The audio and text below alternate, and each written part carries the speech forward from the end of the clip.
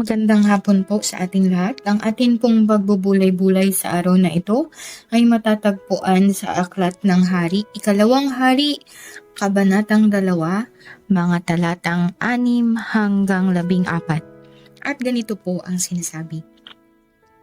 Pagkatapos sinabi ni Elias kay Eliseo, "Maiwan ka na lang dito dahil pinapapunta ako ng Panginoon sa Ilog Jordan." Sumagot si Eliseo, "Sumampa ako sa buhay na Panginoon at sa iyo, hindi kita iiwan." Kaya nagpatuloy silang dalawa sa paglalakad. May 50 miyembro ng mga propeta na nakatayo sa unahan at nakaharap sila sa lugar na hinintuan ni na Elias at Eliseo sa Ilog Jordan. Hinubad ni Elias ang balabal niya, inirolyo ito at inihampas sa tubig. Nahawi ang tubig at tumawid silang dalawa sa tuyong lupa. Pagkatawid nila, sinabi ni Elias kay Eliseo, "Bago ako kunin sa iyo, sabihin mo sa akin kung ano ang gusto mong gawin ko para sa iyo." Sumagot si Eliseo, "Gusto ko pong ipamana mo sa akin ang dobleng bahagi ng iyong kapangyarihan." Sinabi ni Elias, "Mahirap ang hinihiling mo, pero matatanggap mo ito kung makikita mo ako habang kinukuha sa harap mo.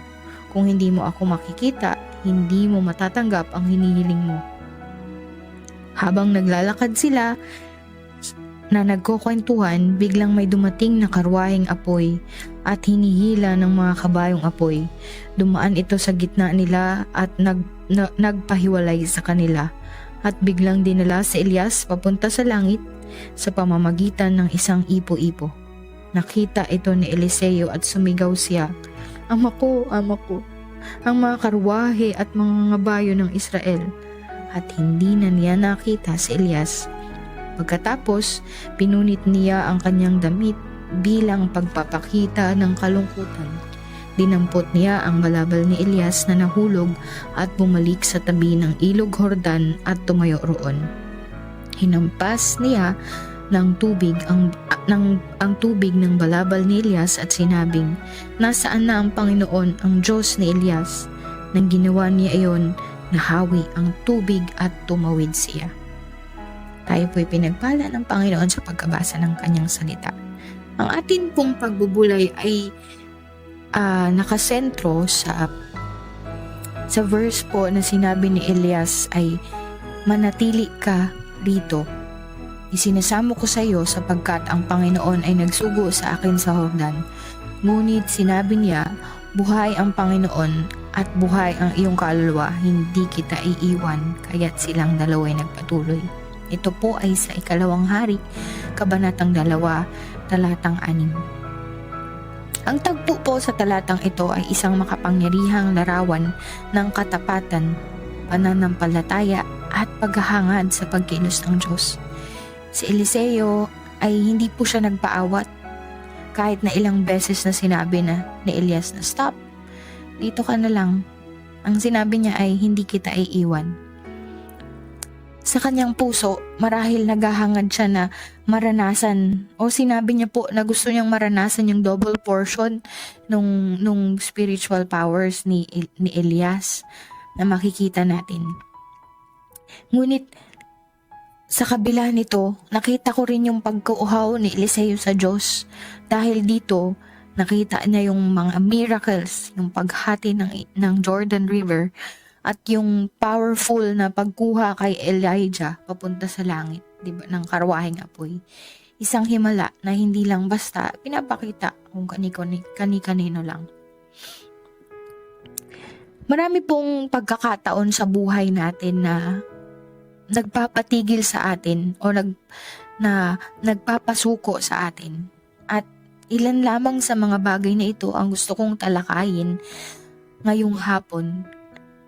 At kasama nito ay ang pangako at katotohanan ng sinasabi sa Biblia. Ang una po ay ang paulit-ulit na kabiguan. Experience yun na po ba yun? Yung many times you've tried before and failed, try and failed. Nakapagtila kahit anong pagsisikap mo na uuwi sa pagkatalo.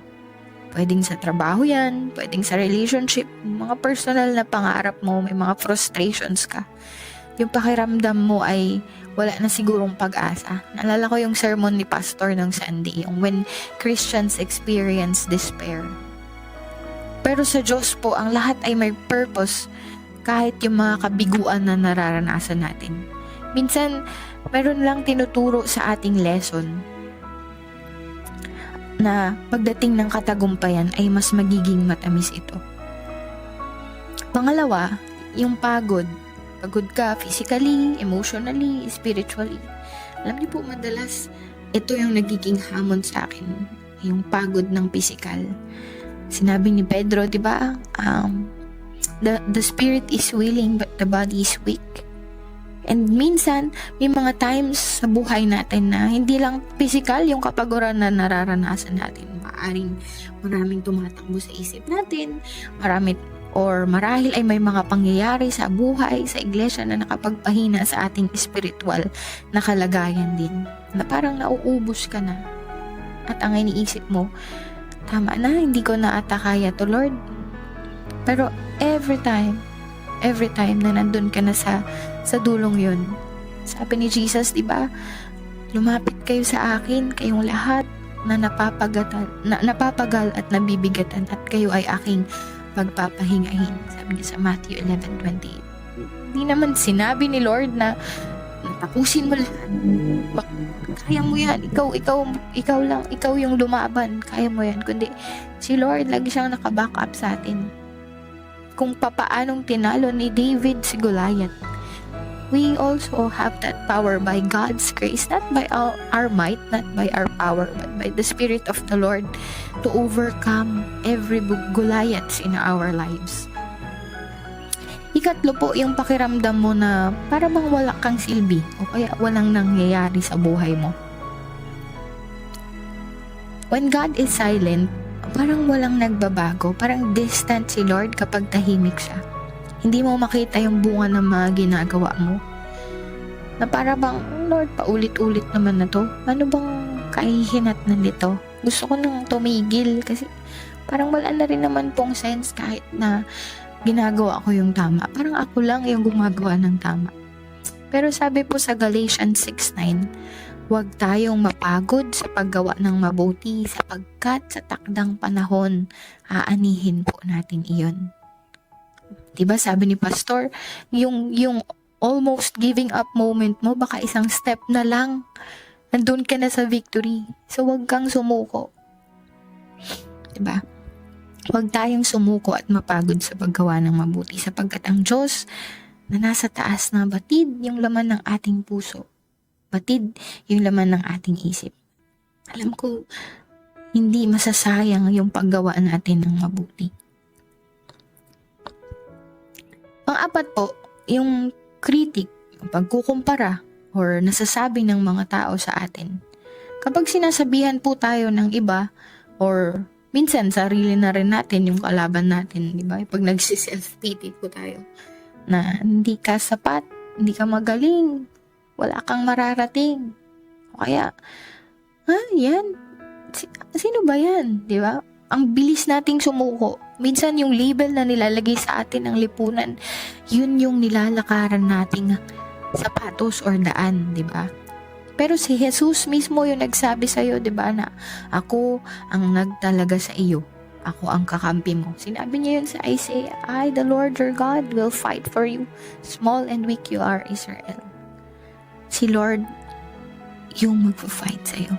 And sabi ni Lord, di ba, I have called you by name, you are mine. You are a child of God. You are a chosen generation. A royal priesthood. A mighty nation.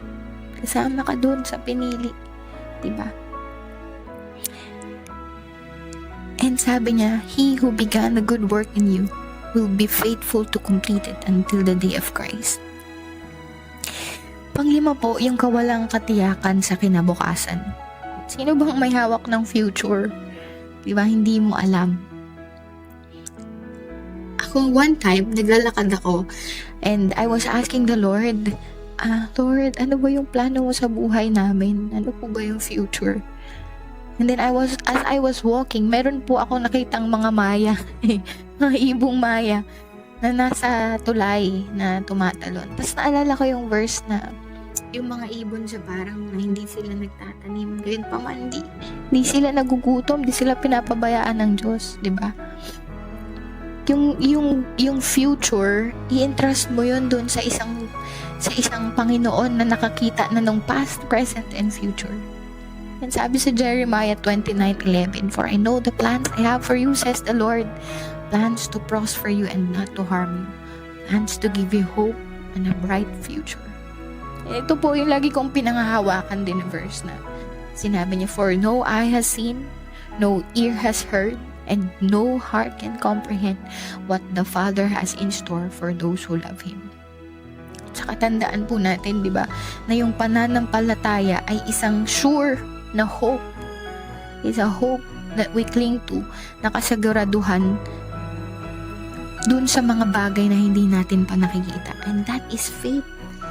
That faith, hold on to that faith. Kahit kasing liit pa yan ng mustasa. At itong mga bagay na ito, bagamat nagpapahirap sa atin, I encourage you kapatid, huwag kang tumigil, magpatuloy ka, humakbang ka, lumaban ka, at patuloy na kumapit sa pananampalatayang meron ka, sapagkat lahat ng nagtitiwala sa Diyos ay hindi mapapahiya. Yan po yung sinabi sa awit. Katulad po ni Eliseo, tayo rin tinatawag ng Panginoon na sumunod ng buo ang loob. Maraming pagkakataon sa buhay natin na tila tinatawag tayo para huminto, sumuko kapag napapagod, nalilito, parang walang nangyayari.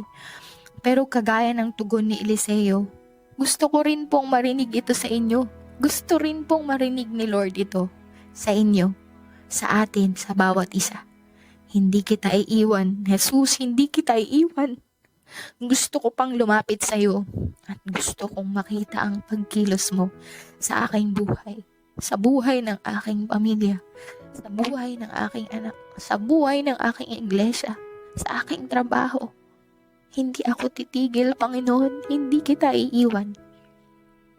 At ito rin yung pangako sa atin ng Diyos, na kailanman hindi niya tayo iiwan at hindi niya papabayaan. Sabi ni Jesus, sabi ni Lord sa Jeremiah 29:13, sabi niya, "If you look for me wholeheartedly, you will find me." You will find me.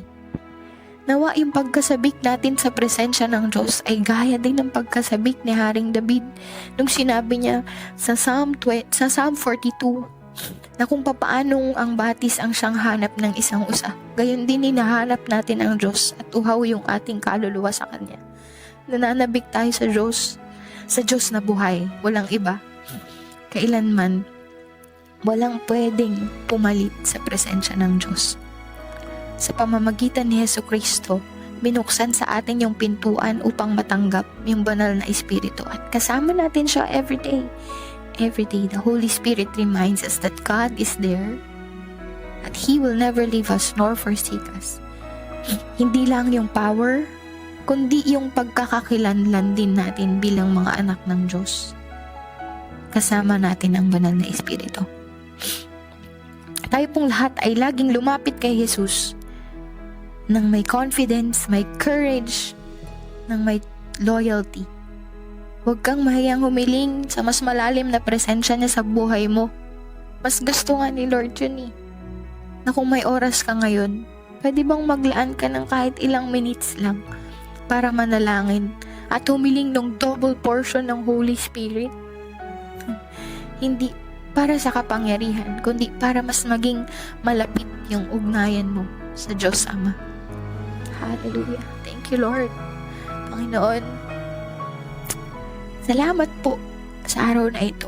Salamat sa mensahe mo, Panginoon, na hindi kami dapat tumigil bagkus sa mga panahon na nararanasan namin yung mga bagay na gustong huminto, magpahinto sa amin. Magpatuloy pa kami at higit na lumapit sa iyo. Tulungan niyo po kami na maging tapat na tagasunod kagaya ni Eliseo, na palalimin yung aming pananampalataya. Bigyan niyo po kami ng kauhawan sa presensya mo at lakas upang sumunod kahit mahirap, kahit anong challenges yung pagdaanan namin. Gusto po namin mas makilala ka at masunod ng buong puso ang iyong mga utos. Isulat mo to, Lord, sa aming heart. Ito lang po ang aming dalangin sapagkat, Lord, better is one day in your courts than 1,000 elsewhere. Hallelujah. Salamat po, Panginoon. Palakasin mo ang bawat isa na mga kapatid ko na nakikinig nito, Panginoon. Maranasan ang presensya mo sa bawat araw. Ang kalakasan, Panginoon, at ang pag-asa. Sa pangalan ni Jesus. Amen at amen. Magandang hapon po sa ating lahat. Sa Diyos po ang papuri.